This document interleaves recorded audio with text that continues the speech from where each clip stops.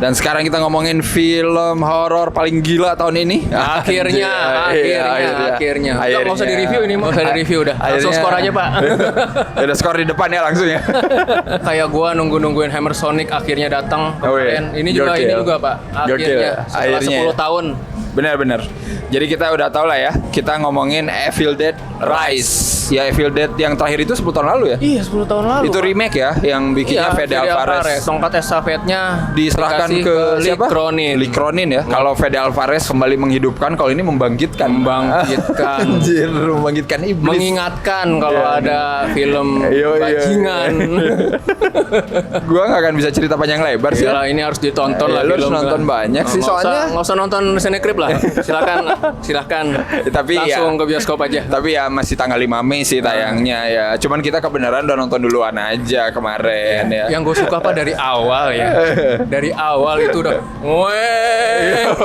itu udah kayak ngeliatin. Kayak lagi nonton Batuska kemarin. Udah biasa kan judul title horor itu yang ngagetin jeng-jeng. Ini tuh kayak megah banget gitu. Megah, dan pas banget momennya. Dari situ aja udah 10 nilainya.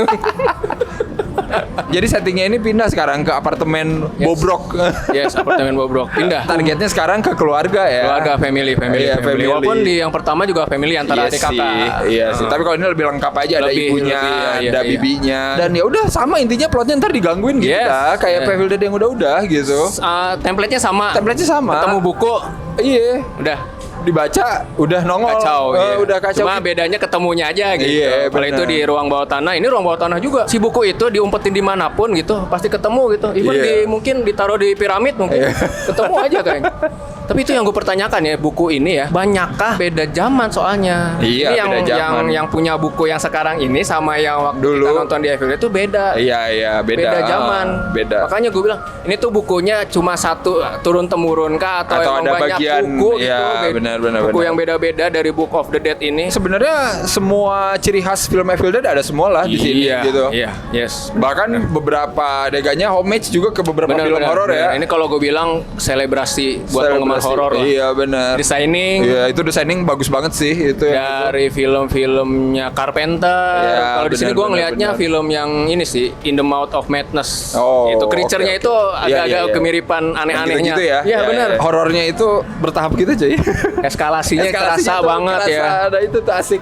Dari setengah kerasukan, full kerasukan, sampai full jadi gila gitu. Kayak lu awalnya cuma dibisikin di kuping. Habis itu lu diteriakin, "Oh anjing." Dan yang jadi ibunya ini keren banget sih.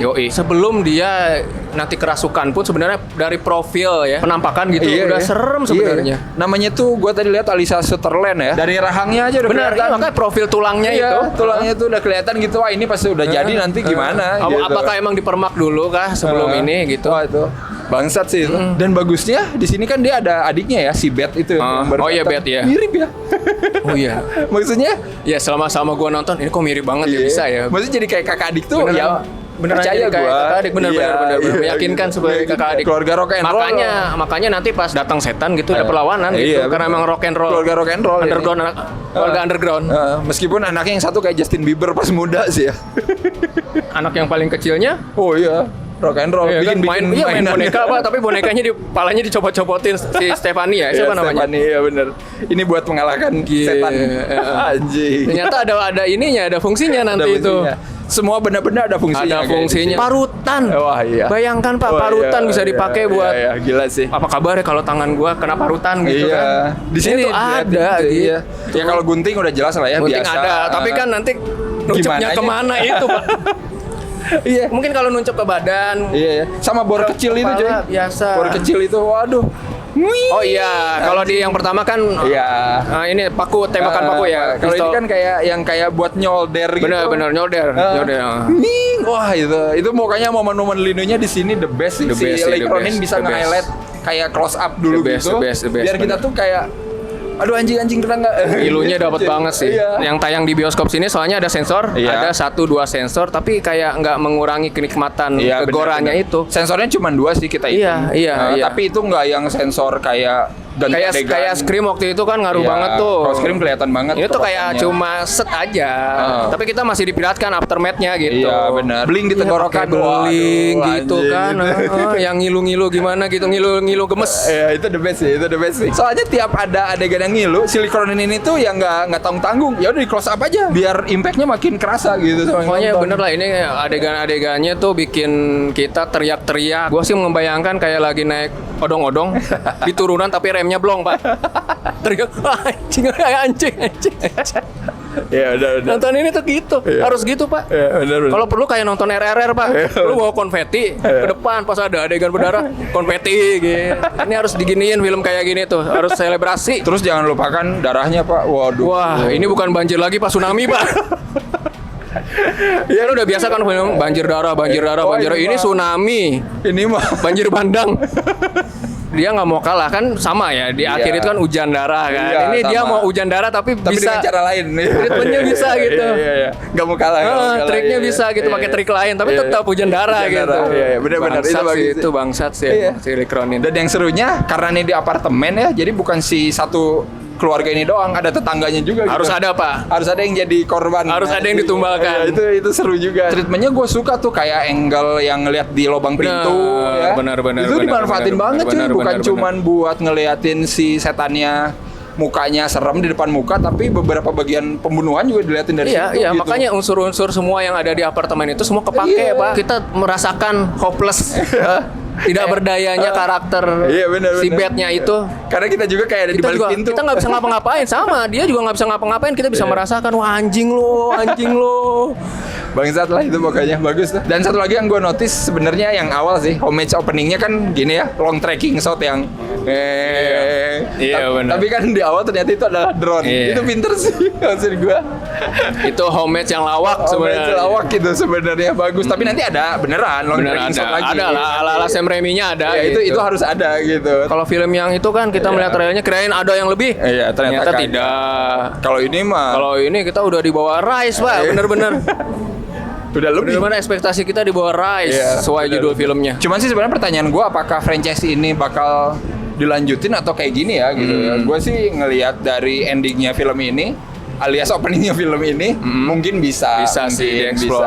Ya gue sih masih bertanya-tanya sih si buku Iya benar. Naturum de Monto ini apakah memang ada banyak kopinya gitu dijual gitu dulu apa gimana? Soalnya kalau ngomongin soal horor mah udah nggak usah ditanya lah ya maksudnya. Ya dulu sih emang pernah sih ke zaman yang itu kan yang Army of Darkness kan. Ya, ya tapi maksud gue di zaman modern ini mau digimanain? Iya gitu sih seru sih. Masih seru lah. Tahu. Siapa lagi lah nanti VD udah, Lee Cronin udah, mungkin Awi kali. Awi Sriadi mungkin. Siap. Bisa. Kimo mungkin. Timo dipanggil. Timo kali ya. 10 tahun lagi nggak? Waduh, jangan dong, kelamaan. Iya. 5 tahun lah. Ya udah lah ya. Ntar tanggal 5 Mei nonton di bioskop Evil Dead Rise. Walaupun ada sensor tapi jangan takut. Iya. Masih bangsat lah pokoknya. Iya, masih bangsat. Tidak merusak kenikmatan. Tidak merusak kebangsatannya. Serius. Ya udah kita kasih skor dulu berapa, Pak? Untuk Evil Dead Rise? Gua 8. 8. Iya. Mantap. Gua sih 8,5 lah. 8 parutan ini gua. Anjing, gila. Gua 8,5 bor solder sama beling. Waduh, gue sering ngeliat orang kerasukan kuda lumping biasa aja, tapi di sini gue iya. Wah iya Pak, ini ternyata ini the real referensinya ada kuda lumping juga benar-benar gue lupa kalau the real pocong di sini ada semua Pak. Wah, jangan-jangan Lee Cronin nonton film-film Indonesia? Iya, kayaknya katalog film Indonesia deh. Kayaknya nonton film Indonesia dia. Udah gue pakai ini, tapi versi gila gitu kayaknya. Atau emang nih clue next selanjutnya ada filmmaker Indonesia yang bikin Evil Dead. Semoga. Oke lah kalau kayak gitu ya. Ini kayaknya review terakhir kita sebelum Lebaran, Pak. Yes. Jadi mau mengucapkan selamat Lebaran. Ya. Mohon maaf lahir dan batin. Yoi. Kalau review-reviewnya banyak yang menusuk. banyak yang menyinggung. Yoi. Tapi ya namanya juga hidup lah ya. Berputar terus. Apa anjing? Ya udah, pokoknya kita ketemu lagi ya setelah libur Lebaran. Selamat nonton film Lebaran, selamat nonton Evil Dead Rise nanti ya. Selamat merayakan hari kemenangan, hari kematian. Rise. Seperti biasa jangan lupa like, share, subscribe Cinecrip. Kalian juga bisa follow Cinecrip di medsos. Kalian bisa follow Rangga di Kripik Film. Dan ya udah, selamat liburan kalau gitu guys. Bye bye. Bye.